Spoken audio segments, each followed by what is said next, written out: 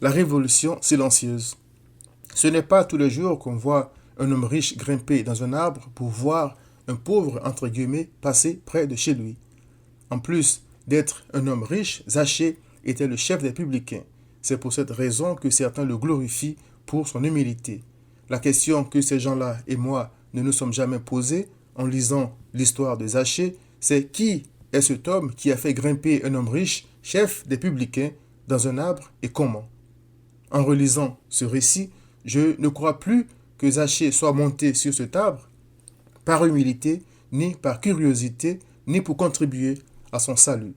Je crois désormais que son acte était le résultat de l'œuvre que Christ accomplit silencieusement dans la vie de ceux qu'il est venu sauver. Je m'explique. Il est écrit, Jésus étant entré dans Jéricho, traversait la ville, et voici un homme riche appelé Zachée, chef des publicains, cherchait à voir qui était Jésus. Mais il ne pouvait y parvenir à cause de la foule, car il était de petite taille.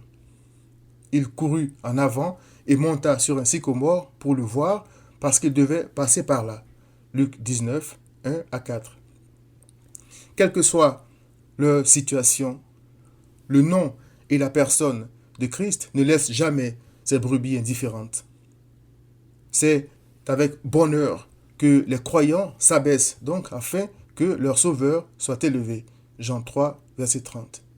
Ce qui les préoccupe, ce n'est plus leur propre honneur ou prestige, mais celui de Christ. Ils ne cherchent plus à se faire voir, mais à voir et à faire voir Christ, la glorieuse richesse personnifiée du mystère de Dieu, selon Colossiens 1, 27.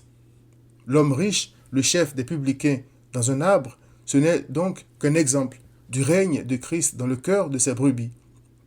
Christ transforme le pécheur. C'est pourquoi le riche Zachée s'abaisse pour rendre gloire à Christ en montant sur un arbre afin de le voir. C'est aussi pourquoi il descend de l'arbre et reçoit Christ avec joie, tandis qu'on le traite de pécheur. Il est écrit, lorsque Jésus fut arrivé à cet endroit, il leva les yeux et lui dit, Zachée, hâte-toi de descendre, car il faut que je demeure aujourd'hui dans ta maison. Zachée se hâta de descendre et le reçut avec joie. Voyant cela, tous murmuraient et disaient, il est allé loger chez un homme pécheur. Luc 19, versets 5 à 7. C'est l'œuvre de l'Esprit de Christ qui fait qu'un pécheur renonce à sa vie de péché pour faire non pas ce que son cœur désire, mais ce que Christ désire. Un tel changement dans la vie d'un être humain, né dans la rébellion contre son Créateur, ne peut être qu'une grâce du Tout-Puissant. Éphésiens 2, verset 8. Christ a dit à Zachée, le salut est entré aujourd'hui dans cette maison parce que celui-ci est aussi un fils d'Abraham, car le Fils de l'homme est venu chercher et sauver ce qui était perdu.